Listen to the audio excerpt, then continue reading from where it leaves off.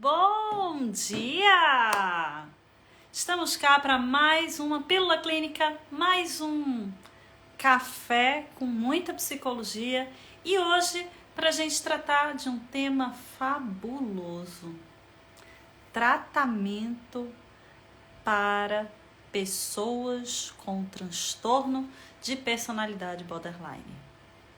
Olha só que aula importantíssima que já valeria milhões. Mas cá estou eu, promovendo um 2024 diferente, que é pra gente realmente fazer a mudança no mundo, pra gente de fato ajudar os nossos pacientes. Então, Anaísa, sim, bom dia, Ana.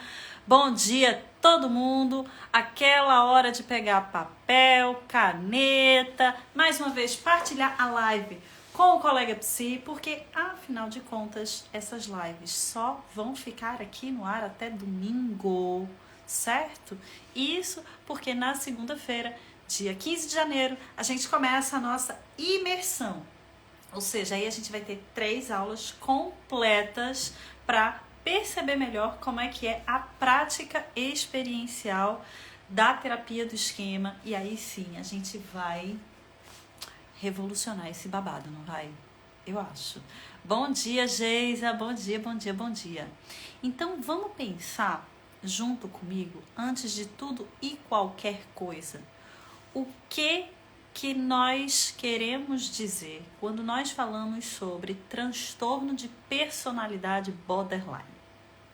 Pensa comigo, porque antes a gente tem que alinhar aqui o nosso vocabulário, a nossa gramática, para que todo mundo esteja falando a mesma língua, certo? Quando nós falamos de transtornos de personalidade de modo geral, e se a gente recorre às definições do DSM-5, TR, a gente vai perceber que transtornos de personalidade têm a ver com um padrão difuso, abrangente sobre comportamento, pensamento, reações emocionais que divergem acentuadamente da cultura do sujeito.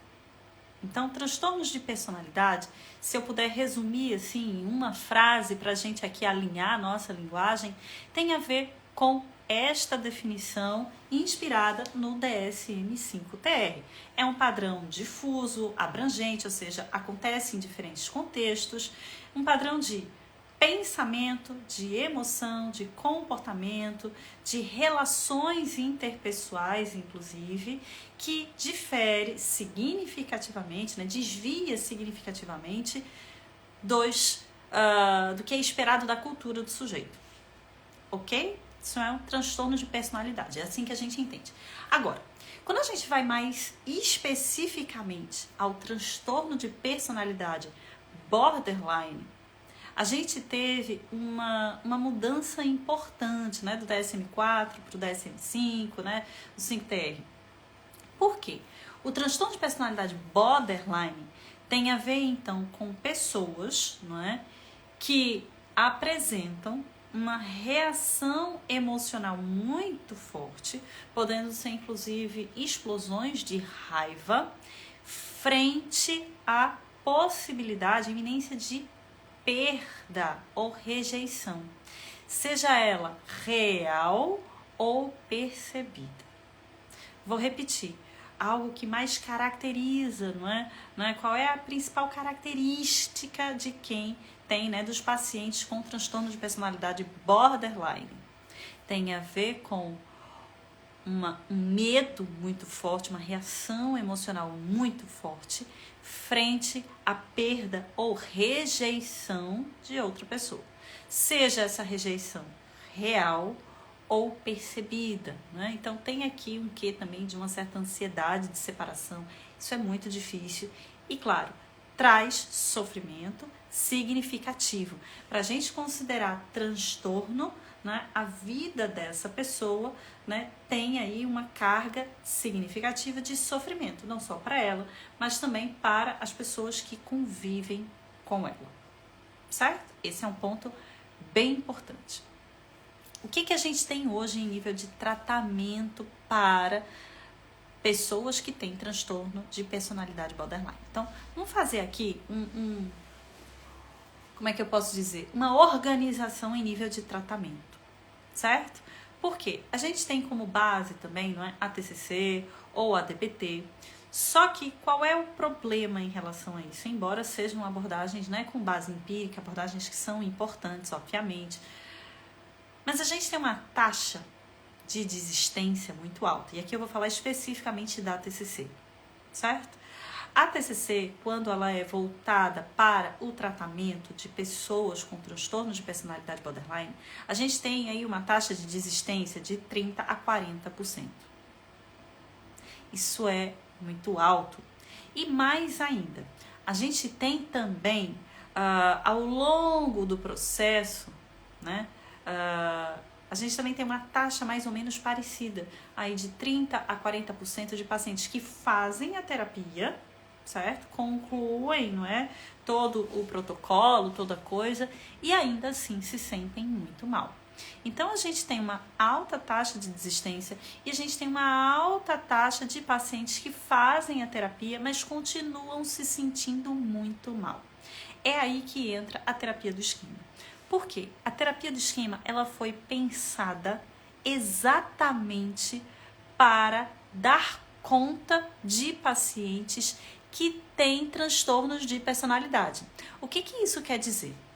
A gente tem alguns pressupostos, não é, da terapia cognitivo-comportamental em que a pessoa ela consegue acessar com algum treino quais são as emoções e os sentimentos que estão mais ativos nela. Ela consegue engajar também com algum treino para fazer os planos de ação, fazer as tarefas para casa.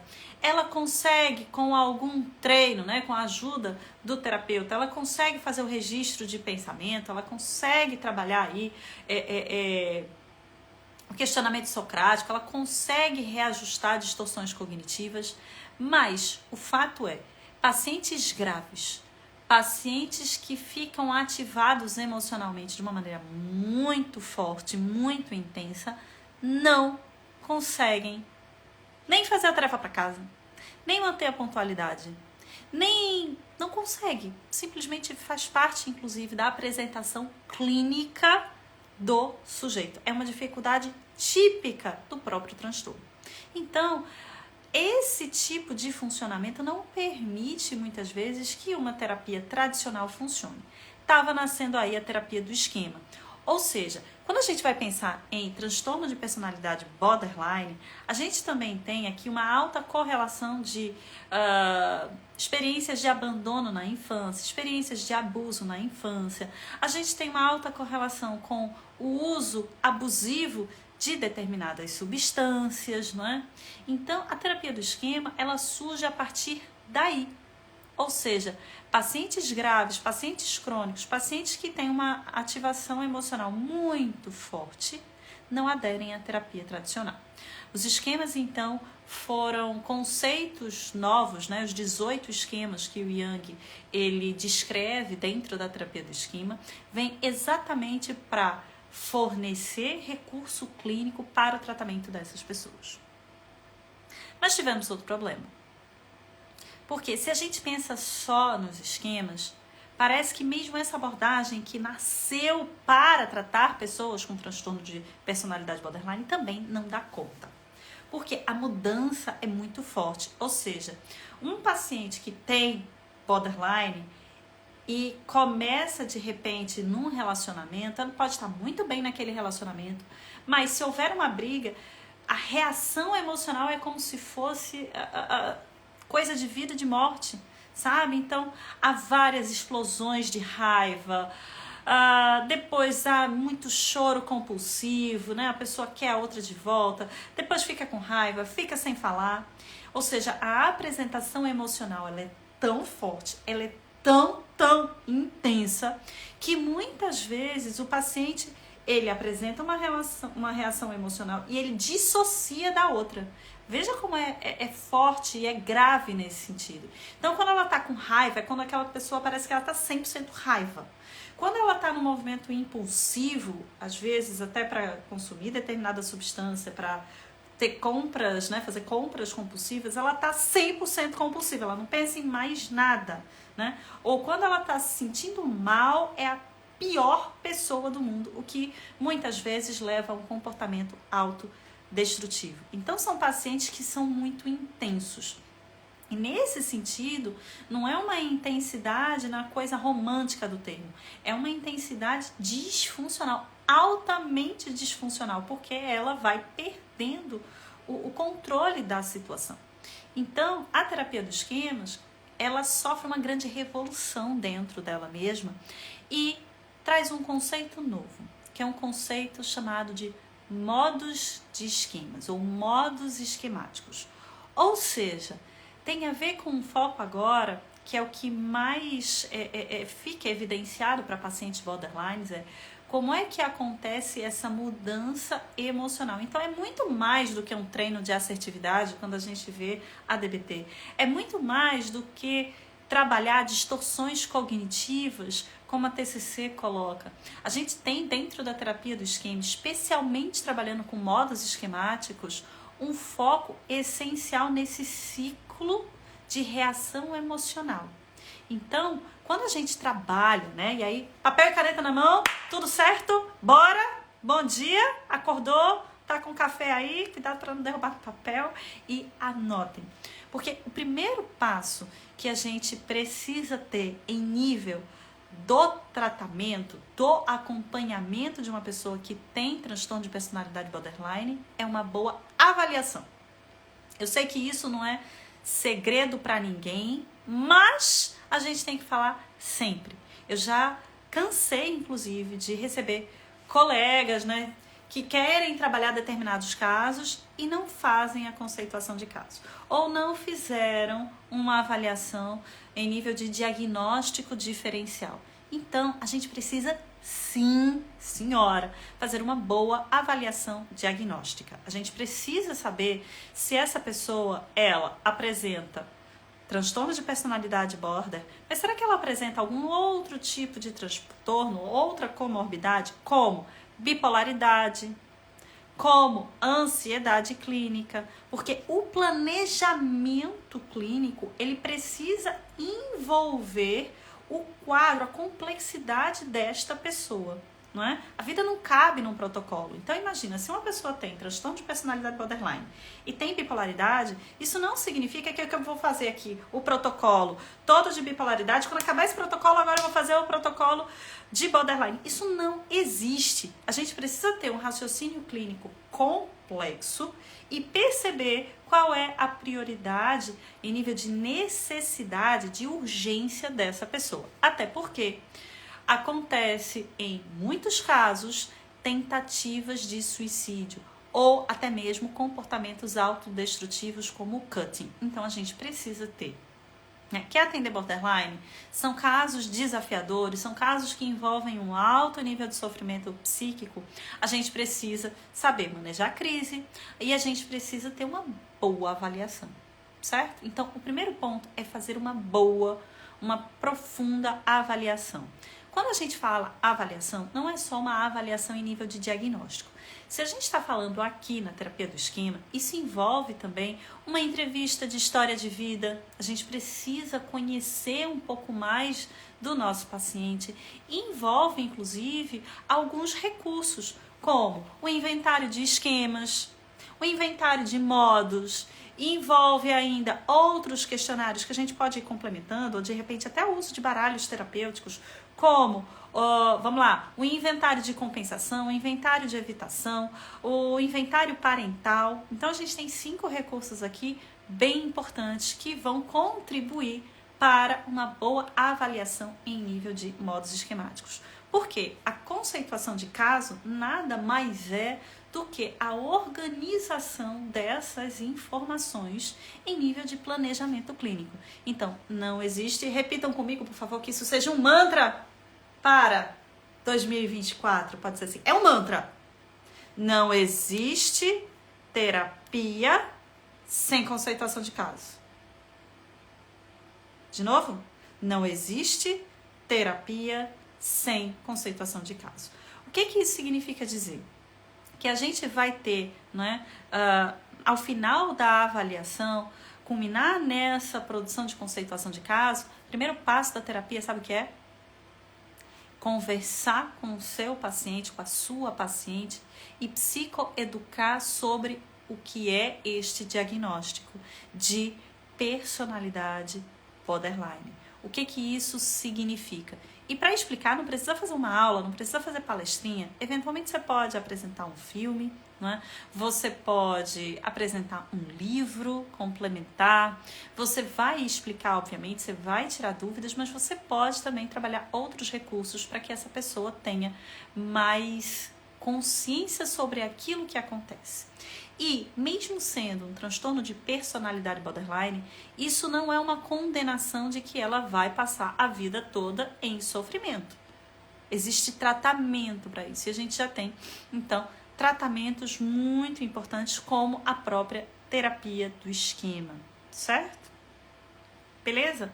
Então, quando a gente vai aqui falar sobre avaliação, a Anaísa está pedindo para repetir os inventários. A gente tem um inventário de esquemas, um inventário de modos, um inventário parental, o inventário de compensação e o inventário de evitação. Essa live vai ficar salva até domingo, então, Anaísa, qualquer coisa você pode também revisitar essa aula, certo? Fica até domingo, porque na segunda noite a gente já tem a imersão em terapia do esquema, que é quando, obviamente, abrem as inscrições para a formação completa, certo? Então, quando a gente faz a avaliação, primeiro passo, né? A gente tem aqui duas etapas. A primeira etapa é de avaliação, a segunda etapa é de mudança. E especialmente com pacientes borderlines, a gente tem 3 etapas. Isso é novidade, né?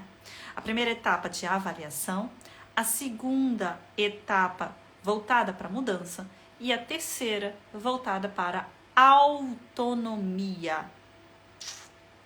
Autonomia. Então, depois que você faz a avaliação, a segunda etapa, aquela que é focada na mudança, ela vai ter um foco, então, nos modos esquemáticos. A gente vai ter uma noção mais específica de quais são os modos mais ativados do paciente a partir da avaliação. Mas em termos mais generalizados, a gente vai ter um paciente que apresenta basicamente todos os esquemas ativados. É um gráfico assim típico, né? Quando a gente tem uma pessoa, um paciente com transtorno de personalidade borderline, olhar aquele gráfico do inventário de esquemas e perceber os 18 esquemas, todos assim muito altos. Por isso que a terapia do esquema teve uma revolução interna para modos esquemáticos. E os modos esquemáticos, a gente vai trabalhar alguns principais. Já falei isso com vocês em algumas aulas atrás, mas vou aqui retomar porque eu sei que tem muita gente nova chegando por aqui, né? Então, os modos esquemáticos, eles têm a ver com essa apresentação emocional. A gente vai chamar de modos, ou seja, as emoções mais primitivas, essas que são inatas, essas que todo mundo tem, de modos infantis. Então, o modo vulnerável, o modo criança vulnerável, tem a ver com esse sofrimento, é o nosso centro de dor.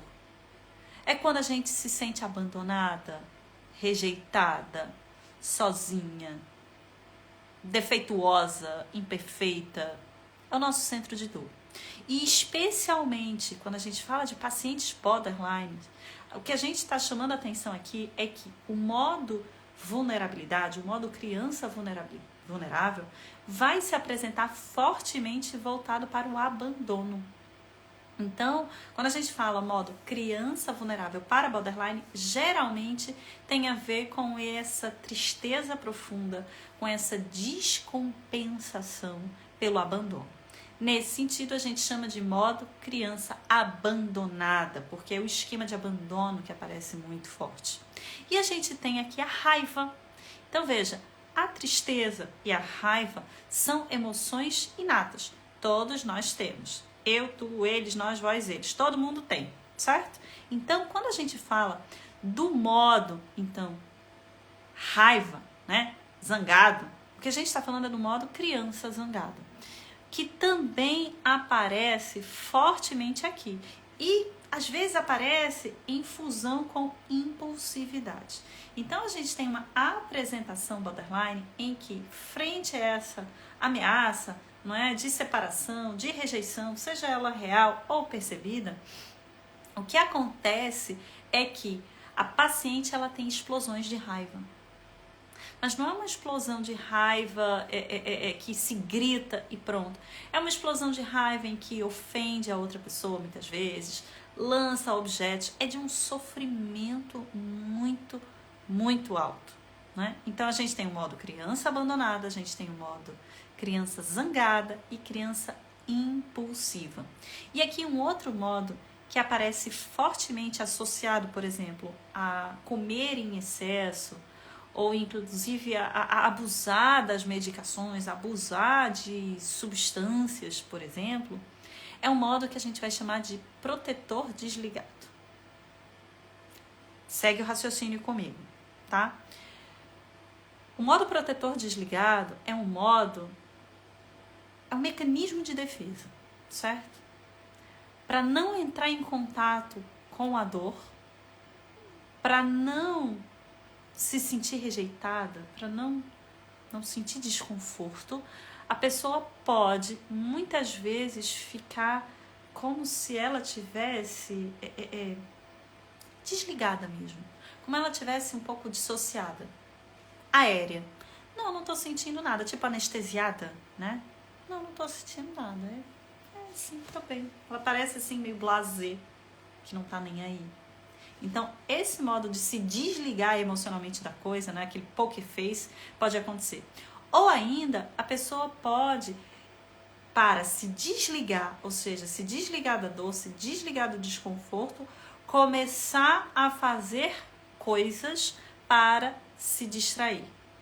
Como é o caso, então, de comer em excesso, ou inclusive o uso abusivo de substâncias, ou seja, o protetor desligado tem a ver com essa anestesia emocional, mas pode estar relacionado também a algumas atividades que acontecem para desligar a pessoa. Atenção, porque quando a gente fala de personalidade borderline, muitas vezes a gente pode ter um protetor desligado com impulsividade, ou seja, aquela pessoa que vai comer mais do que podia, do que deveria, vai usar mais substâncias, álcool ou outras drogas. Então, são casos muito complicados. Agora, esses são os modos mais complexos, mais complicados que trazem sofrimento.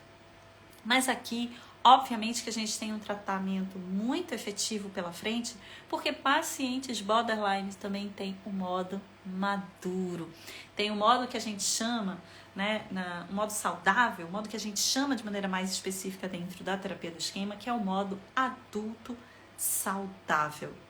Ou seja, ela também tem vários momentos na vida que ela consegue perceber uma situação difícil, ela consegue resolver os problemas, ela também tem situações de autonomia, ela viaja, ela é altamente produtiva, não é? Consegue sim produzir no trabalho.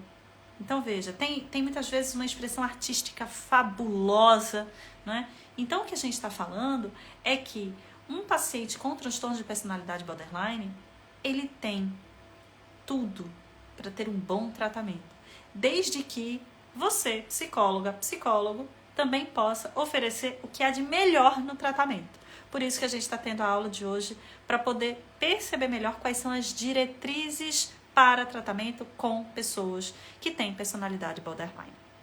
Então, feita essa avaliação e agora você já sabe quais são os principais modos, as principais apresentações emocionais de uma paciente ou de um paciente com transtorno de personalidade borderline, a primeira coisa que você vai fazer é trabalhar esses modos com o paciente.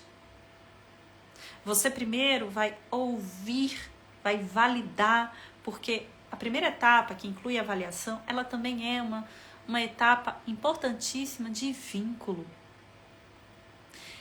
Veja, se a maior característica, não é, a questão mais problemática para quem tem transtorno de personalidade borderline é a separação, a rejeição, o término, você precisa ter uma boa relação terapêutica, uma excelente vinculação com o seu paciente. Ele precisa também entender que a relação com você é uma relação segura.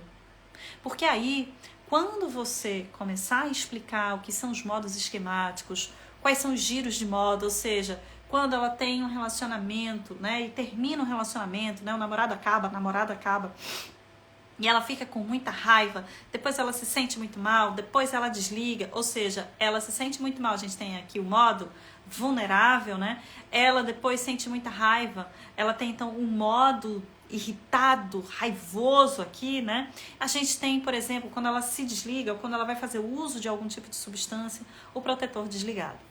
Para a gente iniciar esse trabalho, a gente vai precisar, sim, senhora, perceber melhor como é que geralmente ela reage emocionalmente. É isso que a gente chama de giro de modos. Então, imagina lá, minha paciente fictícia sempre chama-se Maria, não é? Então, imagina, eu atendo Maria e Maria tem, não é, transtorno de personalidade borderline. Eu preciso perceber com ela que a maneira emocional que ela reage, não é, à possibilidade de perda, de rejeição, de término, o que seja, tende a se repetir. E que essa forma de reação emocional, ela é disfuncional, porque ela traz muito sofrimento para ela traz prejuízo, né? Muitas vezes tem pessoas que são até, perdem o emprego, né? Não conseguem se manter na faculdade porque terminou com o namorado que era da faculdade, então aquele lugar se torna impossível de ser frequentado de novo. Então a gente tem muito prejuízo. É importante explicar o que são essas apresentações emocionais, os modos esquemáticos, e perceber com esse paciente como é que gira esse modo. Agora, o que a gente tem aqui de muito profundo e de diferente?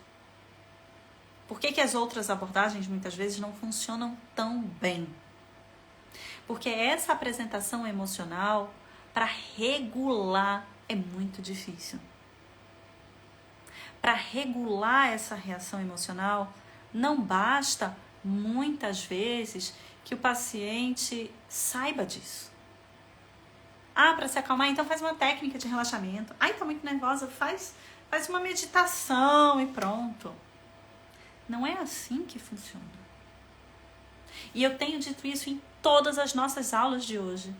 E se daqui, desses nossos encontros, dessas nossas pílulas clínicas, ficar alguma coisa mais forte assim na cabeça de vocês, pensamento não muda emoção.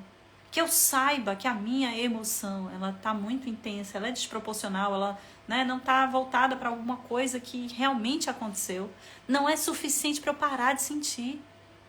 O que o paciente borderline diz é, tá bom, agora eu me sinto aqui completamente abandonada, eu sei que talvez ele não tenha feito isso de propósito, não fez assim, mas e agora? Eu não consigo deixar de me sentir péssima. Eu preciso parar urgentemente de sentir esse desconforto, esse desamparo. Eu me sinto como a pior pessoa do mundo. Então, as técnicas experienciais, as técnicas emocionais são também um grande foco aqui. O trabalho com modos esquemáticos, com essas apresentações e, obviamente, aquilo que eu vou falar aqui de experiências emocionais corretivas. Ou seja, a gente vai trabalhar profundamente com o nosso paciente, com a nossa paciente border. Quais foram as experiências que ela teve na vida, que ela formou essas lentes de mundo.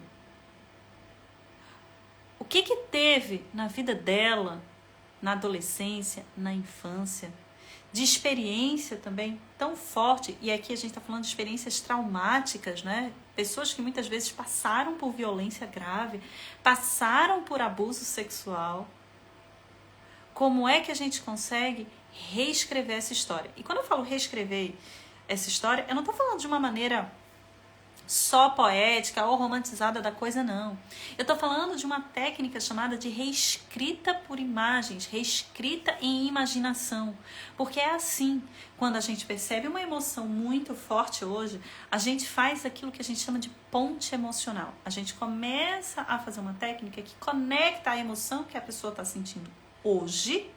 Ou seja, a gente também favorece a ativação emocional e a ativação em nível cerebral. E a gente vai buscar algumas memórias de como ela já se sentiu dessa mesma forma antes na infância. Só que não basta saber, isso não é hipnose, não é simplesmente um relato. A gente está trabalhando em imaginação, a gente está trabalhando com imagens. Terapia do esquema não é hipnose. Terapia do esquema é trabalho com imagens, tem a ver com uma reescrita de outras alternativas em nível de conexão sináptica. A gente ativa a emoção, a gente ativa o cérebro para fazer outras, para provocar outras respostas emocionais. Tá fazendo sentido o que eu tô dizendo para vocês, gente? Porque eu me empolgo, né? Então, a ponte emocional tem a ver com você pensar, né? Você, terapeuta, pensar que a emoção que a paciente apresenta agora, ela não é só da ordem do dia. Ela é tão intensa, tão devastadora, tão sofrida, porque ela vai carregar o peso da história de vida do paciente. A vida não cabe num protocolo. Não é assim que funciona. Então, a reescrita de imagens, ela parte da noção de reparentalização limitada. A gente entra na cena e a gente percebe qual é a necessidade emocional do paciente e a gente vai atender, ainda que de maneira limitada, ao contexto da psicoterapia, ao setting clínico. Então, atenção. Vanessa, peraí. Então, eu vou atender a necessidade do meu paciente. Então, quando ele me ligar dia de domingo, quando ele quiser a sessão extra, eu vou simplesmente dar, é isso? Não. Por quê? O paciente muitas vezes tem a necessidade de limite. Mas não é um limite no fio da navalha, não é uma frustração, não pronto, esse vazio, você que lide com isso. A gente coloca limites de maneira amorosa. Quando o terapeuta senta na cadeira do terapeuta, na poltrona clínica, ele tem um compromisso de assumir o seu próprio modo saudável. Então, um paciente que está descompensado, que tem essa alta reatividade à separação, à rejeição, à perda, a gente não responde do mesmo jeito. Porque aqui você está no lugar de maturidade, de ajudar o outro. Então, quando a gente vai colocar limites, a gente coloca de uma maneira amorosa, com calma, com segurança, sem desesperar junto com o paciente. É assim que a gente atua. Então, a primeira etapa, atenção às diretrizes. A primeira etapa é de avaliação, culminando aqui na conceituação de caso. A gente tem a segunda etapa focada na mudança, com o trabalho com modos, o trabalho com esquemas, especialmente técnicas experienciais. Quanto mais reativo emocionalmente é o nosso paciente, mais técnicas experienciais a gente faz, certo? Se vocês tiverem alguma dúvida, ainda dá tempo, escreve aqui que a gente já está finalizando o nosso café, tá? E a terceira etapa é de autonomia. É quando a gente vai promover mais individuação. Por quê? O paciente border é quase como se ele colasse, né, assim, nas relações dele. Então fica muito, muito, muito próximo, muito pertinho.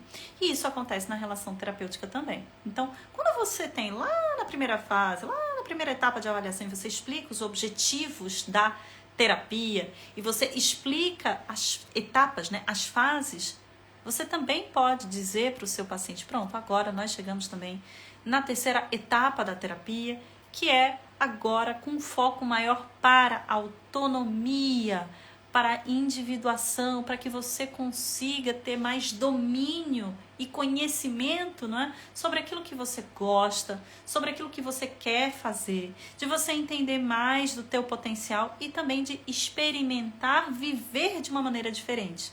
E aqui, muitas das vezes, é que entram mais as técnicas comportamentais, entendendo que a terapia do esquema, ela é uma terapia integrativa com técnicas experienciais que vêm da gestalterapia, da teoria do vínculo, especialmente para a relação terapêutica, técnicas que são cognitivas, advindas, obviamente, né? Cognitivas e comportamentais que advêm da terapia cognitivo-comportamental. Então, a última etapa, geralmente, tem técnicas mais comportamentais, ou seja, quebras de padrões de comportamento, de comportamentos autossabotadores, né?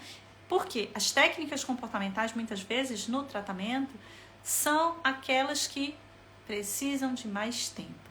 Quando o paciente já até consegue sentir de uma maneira diferente, já pensa de uma maneira diferente, mas acaba caindo na armadilha de agir da mesma maneira. Então, a última etapa tem a ver com a etapa de autonomia, de individuação, e que sim, a gente vai precisar ter um manejo importantíssimo para ser quem ela é. Para individuação. E aqui, claro, se ela já tem mais consciência do padrão cognitivo, se ela tem mais consciência e manejo das próprias emoções, é chegada a hora de agir diferente. Amanhã a gente vai ter mais pílula clínica, mas fiquem atentos para não perder os encontros ao vivo, porque só vão ficar no ar até domingo, hein? Depois ninguém vai dizer que eu não avisei. Essa aula aqui no Instagram só vai ficar até domingo. Então, se você perdeu algum café anterior, aproveita, vai maratonar. Ia ficar só até sexta, mas aí já pediram pra mim, porque no final de semana vão maratonar, então beleza. Porque segunda-feira a gente tem a nossa imersão, aí são aulas completas, inclusive com roleplay, que é a novidade da nossa imersão. Pra gente entender como é que se faz. Não basta dizer, não é? O mapa não é o território, não basta dizer como é. É preciso muitas vezes ver como se faz. Então, fiquem atentos. Os nossos cafés de manhãzinha já estão sendo um sucesso. Vocês são incríveis. E, pra gente finalizar, tem aqui uma dúvida, né? Que a Maiara fez. Né? Olha, criança pode ter esse diagnóstico? Não! Nenhuma criança pode ter diagnóstico de transtorno de personalidade. A gente vai pensar aí, ó, final da adolescência, né, 18 anos, para poder perceber. Ah, Vanessa, mas olha, tem uma adolescente, 15 anos, 16 anos, que eu vejo que parece mesmo, né, um funcionamento borderline. Ela pode já até apresentar algum funcionamento que você faz correlação com o diagnóstico, mas a gente ainda não faz o diagnóstico oficial, ou seja, ela pode ter traços borderline, ela pode ter nesse momento um funcionamento borderline. Inclusive em nível de psicoterapia a gente pode até seguir as mesmas diretrizes do que uma pessoa com transtorno de personalidade borderline, mas oficialmente falando, não é possível de fazer o diagnóstico, certo? Então, fica aqui o meu beijo para vocês, um desejo que tenhamos uma boa semana e fiquem atentas porque a votação para o nosso próximo tema de amanhã vai começar lá nos stories. Beijo, obrigada pelo belíssimo café de hoje e a gente se encontra amanhã, certo? Então, tchau, tchau!